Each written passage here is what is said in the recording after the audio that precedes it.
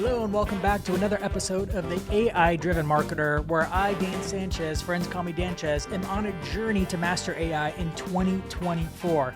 Today, this is going to be part 2 of a course I'm just releasing via the podcast for free here on how to master the AI fundamentals. I'm 4 months into the journey, and I promise, I wish I would have had these fundamentals early because they are the secret to success for everything else I'm finding out. In the first part, I covered how to build super prompts, and that's going to be important. If you haven't listened to that episode or watched that video in the course yet, go back to find that one and listen to it first, because I'm picking up where I left off from that part. This is going to be part 2, where I'm going to be covering the step method for how to get better results with AI. And it kind of has to do with prompting, but it's slightly removed from just better prompting. So cover that in the last part. Come to this is part 2 on the step method for how to get way more out of your results with AI. So here we are. I'm going to dive into this video now. And if you're listening, I'm going to try my best to describe it as we go along here. But just know that I am actively flicking through on the video here. If you're on Apple Podcasts, you can follow along, or on YouTube, of course.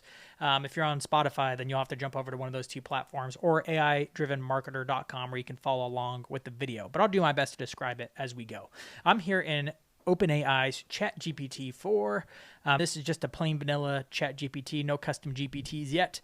And I'm looking at the last one we did, where we built this huge super prompt, loaded up with a podcast transcript in order to turn it into a much nicer post for LinkedIn, right? A very common task for B2B marketers and marketers in general is turning some kind of content into another piece of content. And today I want to talk about how to use that step method in order to do this process even better.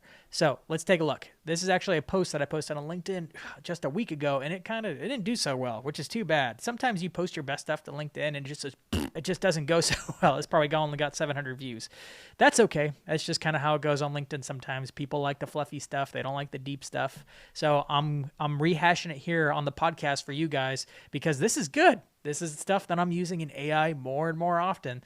So let's cover what the step method actually uses. And this is a method that I've developed because I just found I was doing it and I came up with a fun acronym, so it's easier to remember. So let's talk about what the letters and steps stand for. For one, we start with S, which stands for starter content. Then we move to T for template, E for example, and P for prompt. Now, if you've watched the first part of this course, we've already covered 2 of these things, right? We've already covered prompt, which is what I'm for super prompt. If you come back to this last one, it's got this really long prompt at the beginning, right? It's not just a short, hey, turn this into a LinkedIn post. It's very specific in what it's asking for. And we broke that down in the last one, so we're not going to recover it again here. We're also, in that one, put in what I call the starter content, because you can ask AI to come up with just content on the fly, like, hey, write me a post about biology, and it'll be like, okay, it'll write you a post about biology. But if it's just pulling out of its own database or pulling it out of its head, then it's not going to be that good. But if you're an expert in biology and give it something to start with, like I did with this podcast transcript from a client's podcast that I manage, the podcast is Closed Mode, and the guest was Matt Brownlee, and they talked about discipline in sales. Very fun.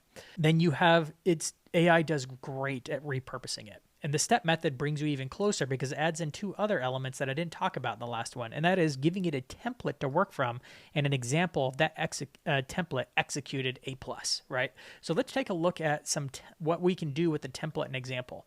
Now, I could have made a template as an example for this video, but instead I was lazy and I just Google searched LinkedIn post templates and this post popped up from Adrian Scheel. Adrian, I'm going to have to mention you in this and make sure that you get your credit where credit's due.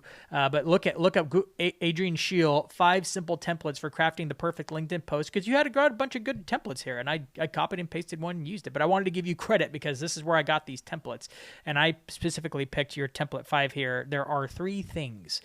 He has 4 other ones, but I'm just going to use this one as the example for the rest of this podcast and this lesson.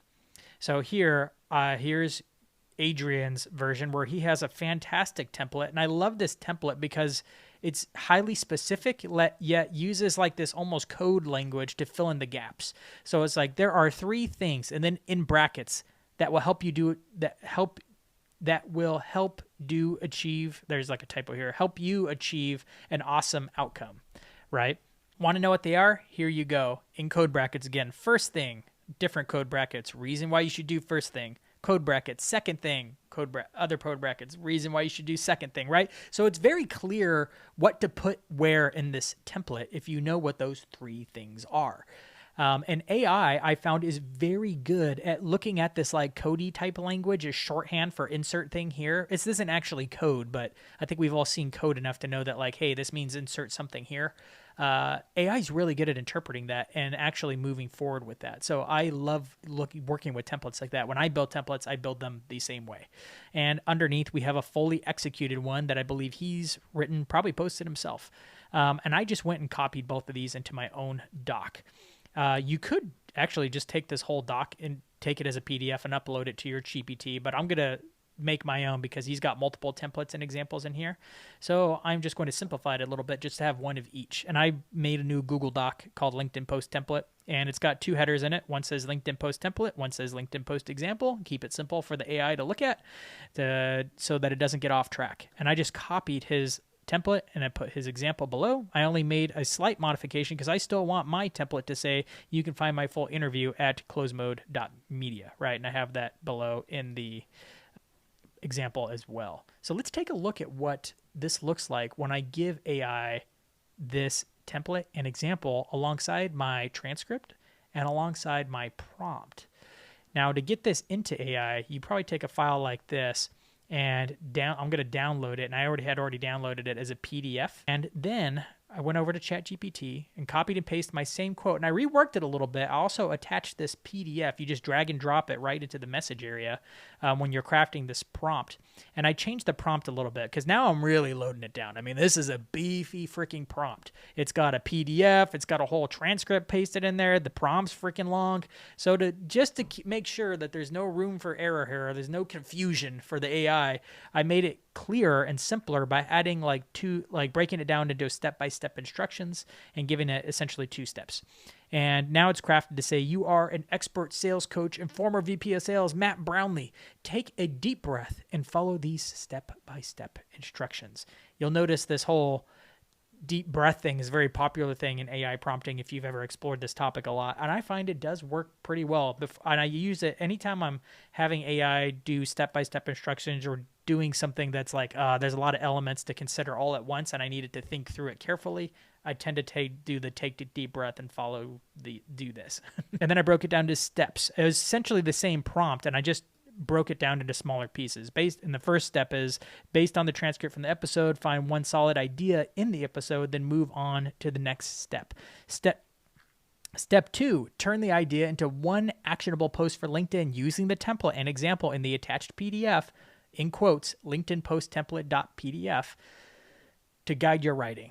Very important that you make it super clear, kind of like how you'd be writing to a genius intern that has no common sense. Break it down to small enough pieces and write in very clear, direct language, and they'll be able to follow it. I still left in the goal is to entice readers to listen to this episode because we need the end goal. Like, why are we even doing this? The more you tell AI, usually the better it does. And then, of course, I have episode transcript with the whole transcript below. So let's see what it did. What could it possibly do when you give it a template and example in the PDF, a robust prompt, and the episode transcript? Let's take a look. Aha, here it is. You could see just by looking at it, and I'm going to read it out to you, but it actually looks really close to the transcript. It has the 3 crucial parallels, and then it has 1, 2, 3, and then it wraps it up, and there's my call to action at the end. Oh, I have the quotes in there probably because I included them in the example. Whoops, I could just take those out and run it again. It still probably is a little bit too wordy and long, so I could come back and try to recraft the prompt in order to deal with it better or make my example a little bit more concise in order to fine-tune this now. But you can see now it's getting closer to what I want if you have a specific template that you'd like to use over and over again in order to get AI to execute closer to what you're hoping to achieve. The more clear you can make the end state that you want AI to accomplish, the more likely it is to actually get there, or at least get close enough to where it's like 95% of the way there. So I hope you like looking at this step method. Practice it a few times. Try to make your own template. Go on a Google search and find your own examples and templates. Reverse engineer a famous creator's post and see if you can turn it into a template. It can work really well. There's a lot of different places and places you can go in order to find these templates and examples for it to go off of. Now, stay tuned for the next part. If you think this is a deep prompt, wait until we go into the next one, where I'm going to be breaking down how to do multi-step prompts in order to get AI to do even better. And we're going to continue along the lines of building out this one LinkedIn post to be even better and better. So stay tuned for the next one in chain prompting.